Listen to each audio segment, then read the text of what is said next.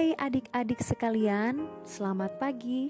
Jumpa lagi dengan Kak Trias dalam Do Re Mi, doa dan renungan misioner pada hari Jumat tanggal 6 Januari 2022 dan masih dalam masa Natal. Adik-adik yang terkasih, hari ini kita akan membaca dan merenungkan sabda Tuhan dari Injil Markus. Dan sebelum itu, mari kita mengawalinya dengan doa. Mari kita berdoa. Dalam nama Bapa dan Putra dan Roh Kudus. Amin. Tuhan, kami mengucap syukur untuk semua berkat yang telah kami terima. Saat ini Tuhan, kami hendak membaca dan merenungkan sabda-Mu. Bantulah kami agar kami dapat memahaminya dengan baik. Demi Kristus, Tuhan dan pengantara kami. Amin. Dalam nama Bapa dan Putra dan Roh Kudus. Amin. Baik adik-adik, sekarang mari kita buka Alkitab kita. Kita buka Markus pasal 1 ayat 7 sampai ayat 11. Inilah Injil suci menurut Markus. Dimuliakanlah Tuhan.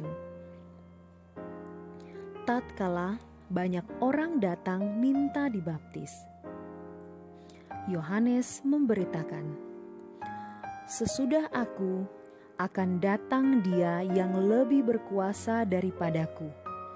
Membungkuk dan membuka tali kasutnya pun aku tidak layak. Aku membaptis kamu dengan air, tetapi Ia akan membaptis kamu dengan Roh Kudus."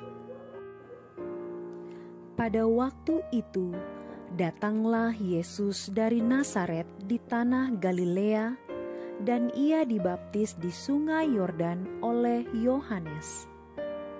Pada saat keluar dari air, Yesus melihat langit terkoyak, dan roh seperti burung merpati turun ke atasnya. Lalu terdengarlah suara dari surga, "Engkaulah anak yang kukasihi, kepadamulah aku berkenan."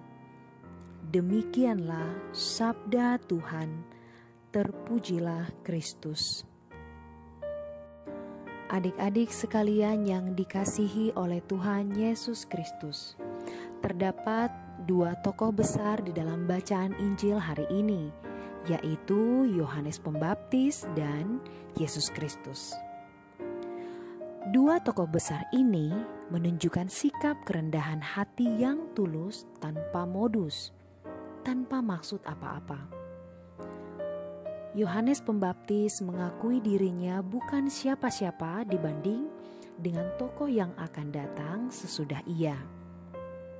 Berhadapan dengan sosok yang lebih besar itu, membungkuk untuk membuka tali kasutnya pun Yohanes merasa tidak layak. Tokoh kedua yaitu Yesus Kristus, yang adalah Putra Allah.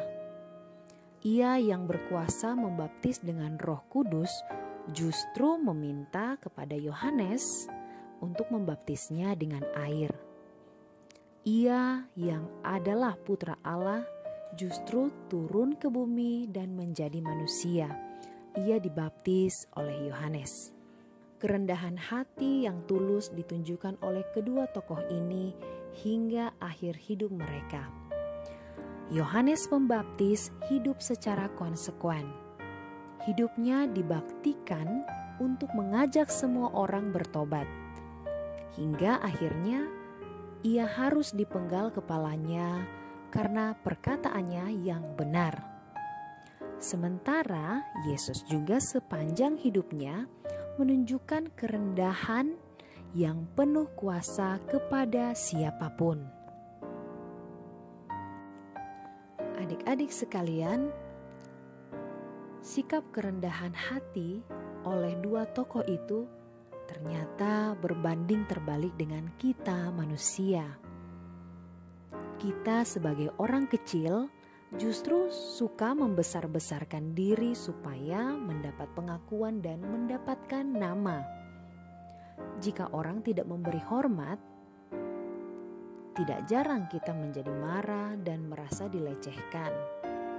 Tidak jarang juga kita merasa sungguh berjasa atas diri seseorang atau karena suatu peristiwa yang sudah terjadi.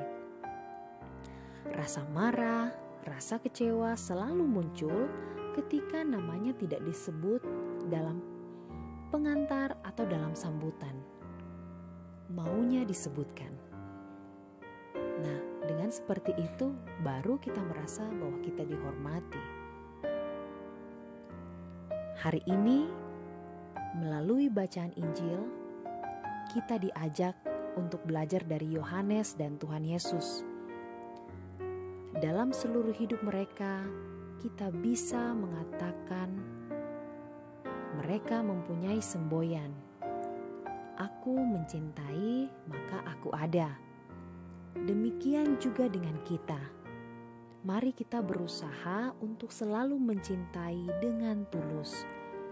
Kehormatan memang menjadi bagian dari hidup kita. Namun, kita akan tetap terhormat meskipun orang tidak memberi hormat dan tepuk tangan. Kita akan menjadi bermakna meski orang tidak menyebut-nyebut diri kita. Semoga demikian. Amin. Mengakhiri permohonan kita pada hari ini, mari kita berdoa, doa anak misioner Indonesia. Dalam nama Bapa dan Putra dan Roh Kudus, amin. Tuhan Yesus, Engkau diutus Bapa menjadi berkat bagi dunia, menjadi selamat bagi manusia. Utuslah kami anak-anak-Mu di Indonesia untuk menjadi sahabat yang kuat bagi yang lemah, sahabat yang rela berkorban bagi yang menderita payah, sahabat penghibur bagi yang sakit dan gelisah.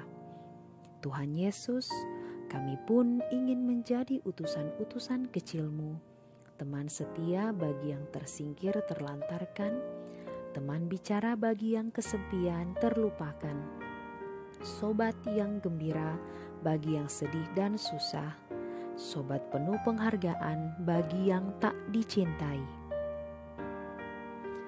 Tuhan Yesus, utuslah kami kini dengan bantuan Roh Kudus-Mu menjadi garam dan ragi yang baik, menjadi terang dan obor yang cemerlang, membawa kegembiraan dan pengharapan. Tuhan Yesus, kuduskanlah badanku dan sucikanlah jiwaku. Kupersembahkan diriku padamu hari ini. Berkatilah semua anak dimanapun juga. Berkatilah semua orang yang kami jumpai siapapun juga. Amin. Bapa kami yang ada di dalam surga, dimuliakanlah nama-Mu, datanglah kerajaan-Mu, jadilah kehendak-Mu di atas bumi seperti di dalam surga.